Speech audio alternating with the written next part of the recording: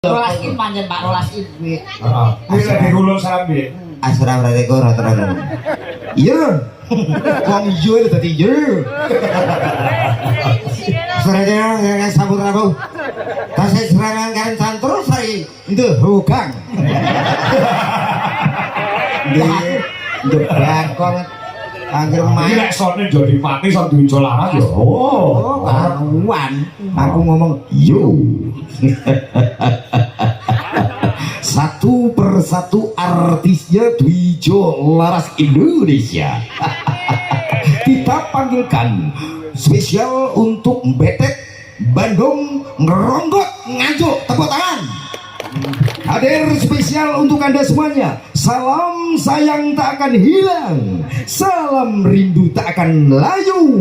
Kita panggilkan Iki lek salame penyanyi dangdut, kanggo dangdut. Nyuwun sewu lho Mbak Cangi. Sok kala mangsa ki tanggapane ruwami golek MC gak nentuke. Yo eneke kuwi MC-ne umur 85, iso ra we. Tuwik iki jajal kok dadi MC. Iso lho. Yo piye jajal? Assalamualaikum warahmatullahi wabarakatuh. Yo, kita panggilkan beberapa artisnya Dwijo Laras. Wonten sinten menika? Diajeng Lucy. Ya, Brahman sapi. Sapi Lucy tok no. Brahmane umumnya sapi kok kebo. Oh jalan ya. Tuwek mbok ae ya. Sepote. Ah, oke. Nyepot. Sama. Yang lewat aku teringat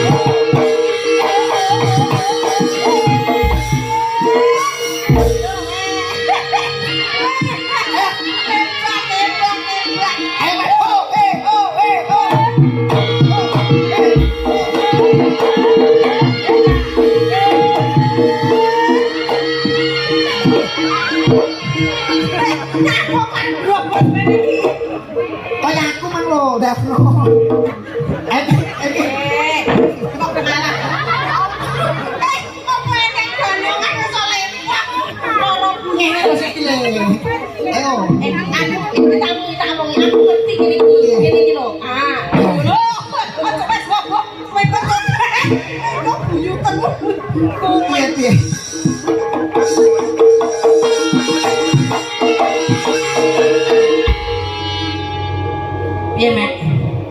Ambekane iki mau metu irung to. Saiki teko kuping karo teko kene. Ayo, patut. Lah yo kok anak ambekan iki teko metu kono barang. Golek pangane kok angel ngene ya, Met. Lho ora kuwi kan jenenge totalitas kerja aja muni golek pangan kowe kuwi. Totalitas kerja iki ngetokne sapa? Dengan Dwijo Kangko sing kondang sak Nuswantara. Aku gak melok kono, aku melok lek iki kok. Tak pengen awake dhewe bengi iki kan dewane pewayangan kan blione, rombone. Nggih, nek aku wis biasa karo jenengan nuwun sewu lho, Mas. Aku lek gak karo jenengan ora mungkin aku cerita, Mas. Aku ya asline nek karo jenengan wis biasa lho. Los ya, aku wong los ya. Nggih, sok sering aku dolan kene jenengan.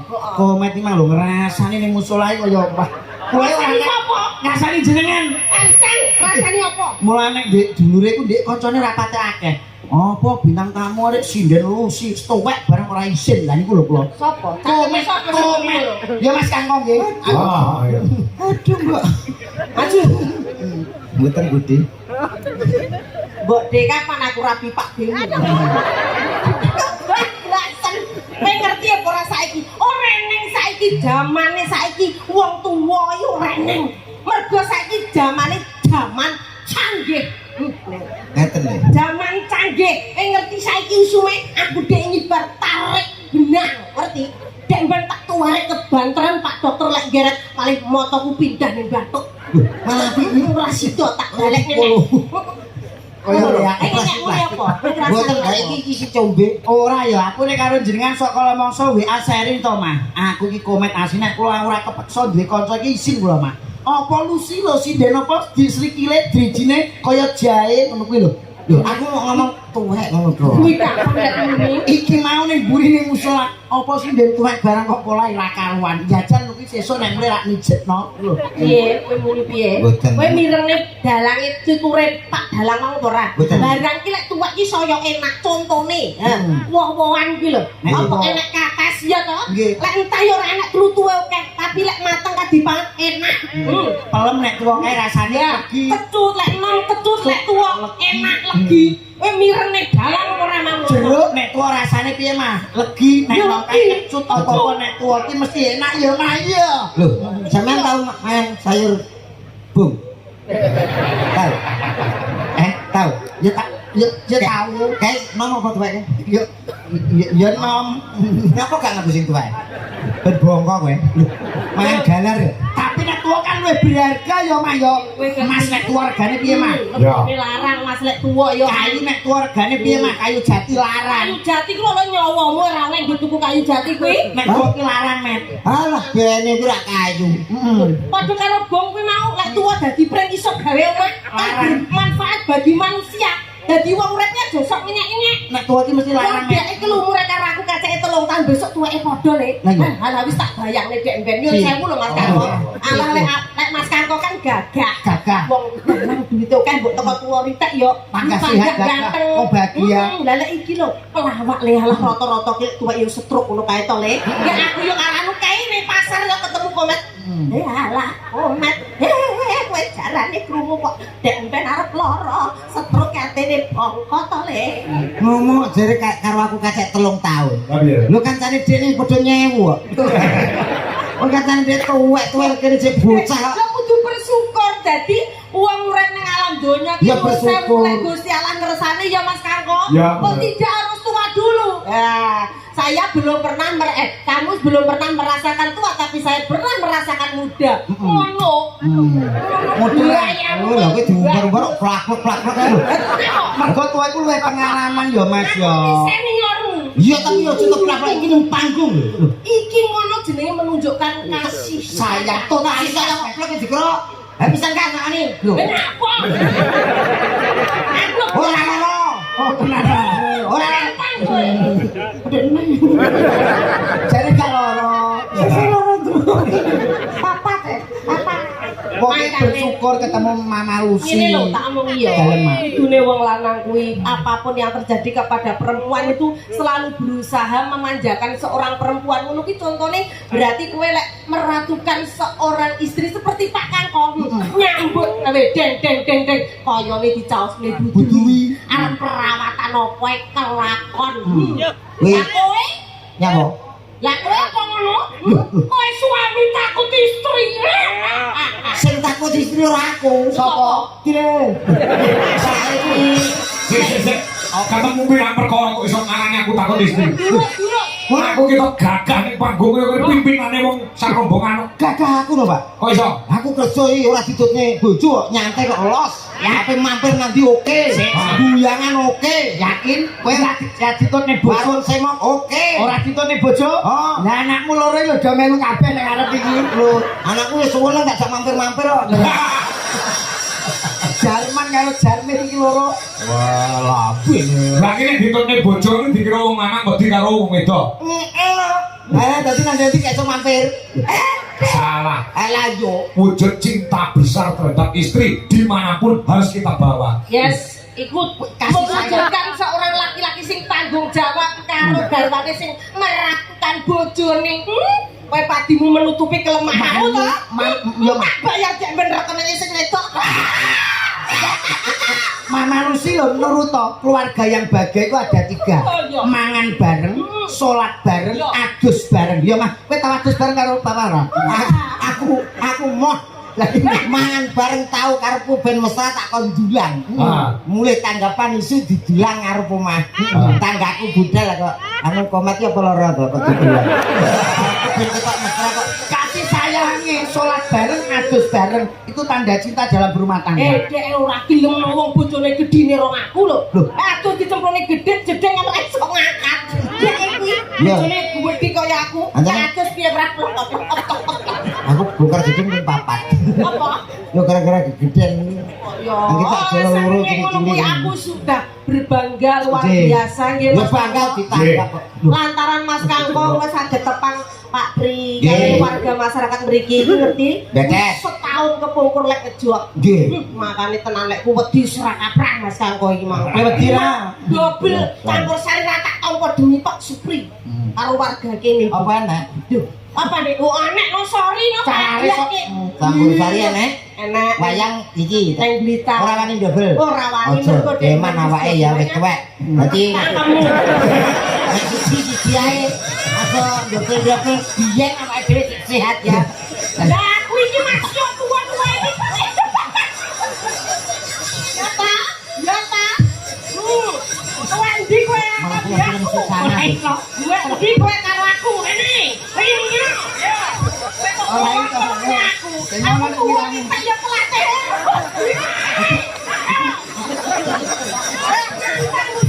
Iki tontonan aku temen-temen.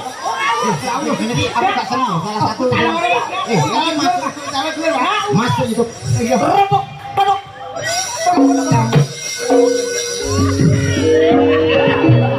Dewi Anjang sana Anjang. Kaya ngono. Kamu boten pinanggih Kang Mas panjenengan kok tiku. Ane ora terus kaya ngono. Panjenengan kok larani ati kula panjenengan tumindak sekadek. Masalahe nganggo traksilo. Awake dhewe iki wong kagungan kraton. Kraton ndi mek dadi kraton ndi jebule wilayah. Janji panjenengan menika ora nek wong wadon liya sing ayu ana dalam donya iki kejaba karo aku anake. Piye?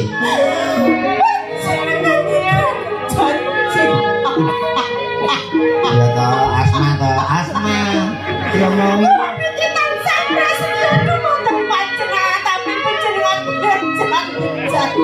ayo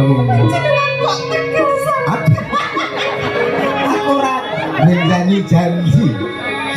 Nek martenono aku ki golek pangupa jiwa kanggo sliramu kok ayu.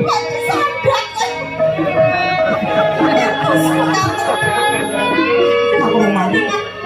Boten mikiraken budale kula kados. Pinten-pinten taun kula sampun kados panjenengan jenengan kok tegal kaya.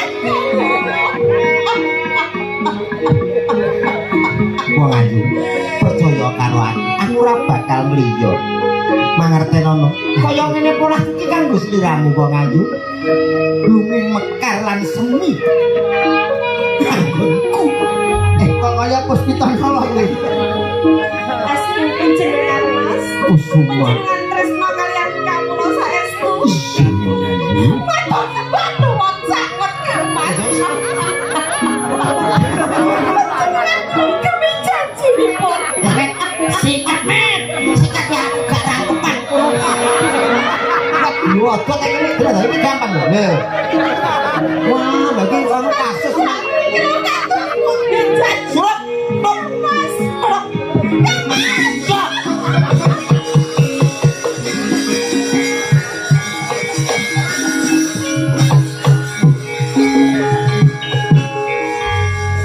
Wilo. Lah ngapa lo ngapa? Kowe ndadel sik tak umbah-umbah. Kok umbah-umbah. Ya nyanyi ya. Ya nyanyi.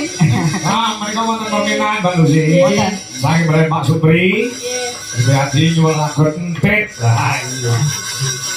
Nah, mereka nyuwun lagu entit. Nah, kan kok nggih. Mbak Lucy sing ngembang. Oh, nggih. Nah, Berarti kalian iki to. nggih no. Nak mau kalau. Oh ya, kowe dadi anu direk bidang. Berarti gak ngono kuwi kene iki untune anu irunge jeprak ning durung lho. Jek arek gak ono kan. Penting suara wis to, Bro.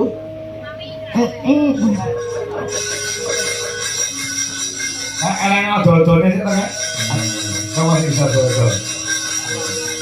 Kakung. Mantap.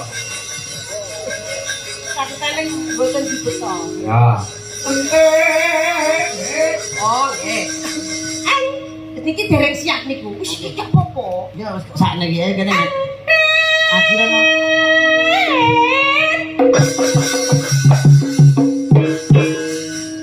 Lah ngono ya kan kok nyeluk-nyeluk aku. sapa ente lumayan. Urung ngomong caturan sik kok ya. Yo, Listrik sakniki. Kowe jebret cangkeme tenan mau ora. Lah yo. Yo dipacai suarane bindeng. Ya suarane bindeng. Akang lah. Heeh. Iku ora bindeng ku. Nyak no. Yo. Puas deh. Apa nawak nyuk. Ah, lha iki sing celuk sapa si Putri namine sinten Mas? Dia lu. Lah iku aja sing luwih ta. Dewi Sekartasi. Dewi Sekartasi. Ngono lho, kamu anu. Piye ta wo? Wis. Kita anu wong lanang. Oh iya iya. Oh iya. Iya.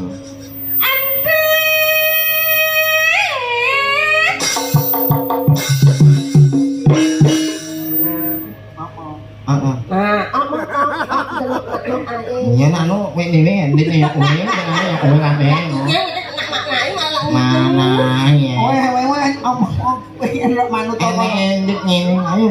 Sing nandeng terang lombeng dawa Ning apa? wedi Punya. kowe sapa ente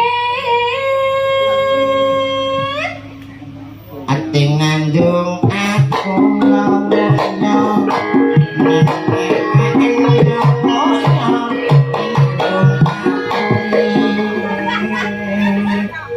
jangan nyoli Kowe karo bungkut to crot, kowe ora tau ndelok toprak. Gutun cek kuwi. Betul nek tak bacok kowe sesau gak nyang lho. Lho pancen yo prei yo. Sok prei. gampang empet aku nang takon bae Nuk nakon. Semeni. diseneni Neni.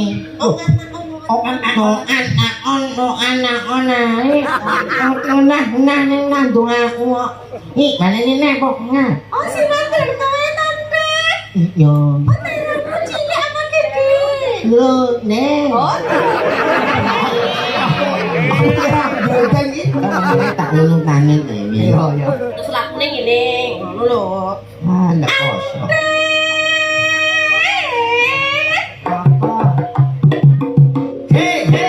maju Apa? tak gendeng-gendeng dret-dret ora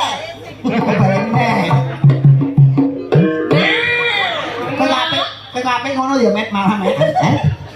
Enden pengkhianat tak men. apa Iki lho anake camat. Kowe matur nuwun.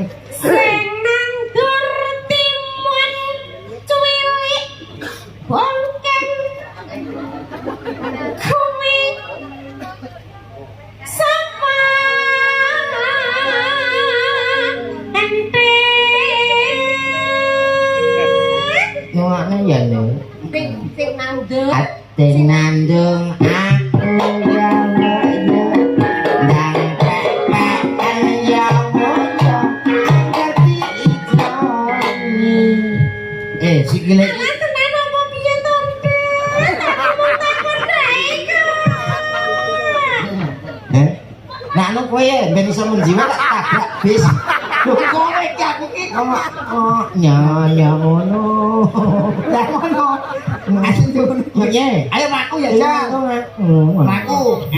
Menyek ngono lho. Menyek. 20 tahun kas, Met. cincin kasih Loro rungokno wong tuwek kaya ngene sekolah tenan dah.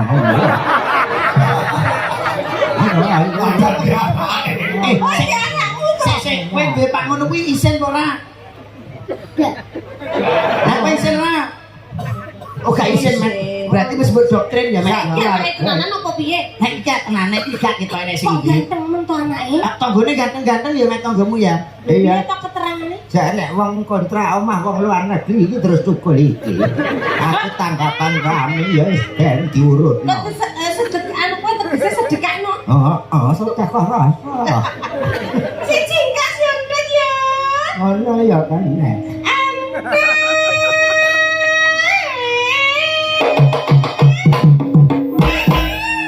Sikile pincang brot maku. Pincangnya cepetnya.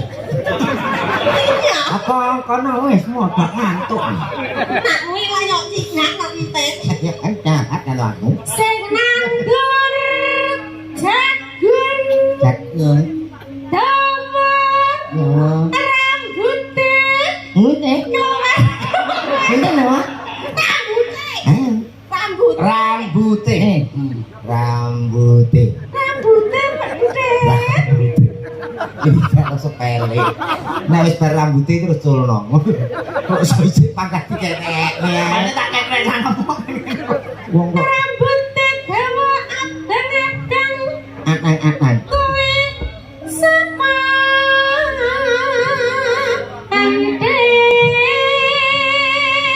Nengakno nyanyuknya. eh Kuwi ngono, ateng nandung aku nyamuk ya. Peken kabeh nyamuk ya. Ngerti ijo ijo mak momong joni. Mak momong. Rambutnya tinggal, liyane gawa aku joni ya. Sayang aku titik ae. Sayang le. Ana apa? Kok ban mbok tanya idonono gak apa-apa. Met. Adikane ora ngono kuwi. Ala ora bendino ae Dek. Ngono yo Kan malah golek kesempatan dalam kesempitan kira kena. isone ya nak pas tanggapan kok. Si entet. Dan iki Bu niki. Ditake ya. Sing antek ya. Ya. Yo. Si antek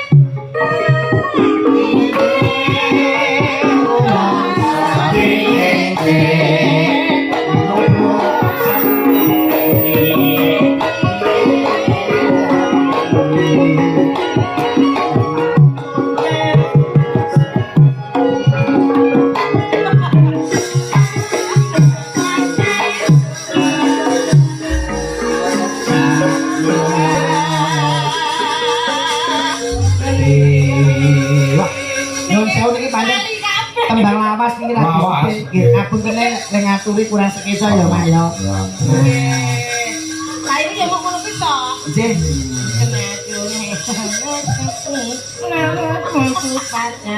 kabeh padha lali Iya. Ngono. Yo tak. Pakune saged minangani pamundhut saking sing aku ngadalah. ayo geraku gaya Angin. Nah. sampun menika Mbak Nggih, sekejap menika wonten pamundhut kathah lumantar wasa. Nggih. Menika menawa setunggal bapak samiji dipun aturaken. Menika saking Cikarang monitor matur sembah nuwun. Ya. Menika ugi assalamualaikum Mas Kangko. Waalaikumsalam. Nggih, Pak Bambang Manaksari badhe nyuwun tembang Kudang Kuning matur sembah nuwun. Nggih. Pak Kertosono mirsani. Nggih. Salam kagem kanca-kanca di jelas Indonesia. Matur nuwun. Cikarang malih. Nggih. Oh iya. Dalu nggih Cikarang. Pun nyawer saniki. Ya ora. Iki dalane kok. Lagune rung diminangani matur jaluk Dewa Tresna. Nah, nggih nggih. Nggih. Desa. Saking Ngadi Mondomo Jakarta di monitor. Ya. Mbak Tia Murti nyuwun lagon sumanding lawan Negara Angin. Ya. Spesial kagem Ganjul Dijon apa iki? Arhonus. Ya. Sehat walafiat Pak Kangko. Nggih, suwun salam kunjung dari baik Dwi Jelaras Indonesia forever. Mereka nyawer 1 juta rupiah. Matur suwun. Nggih, Mbak Tia Murti saka Singapura. Tia Murti dari Singapura. Singapura, Dari Tia betul. Murti Dewa Tresna. Nggih.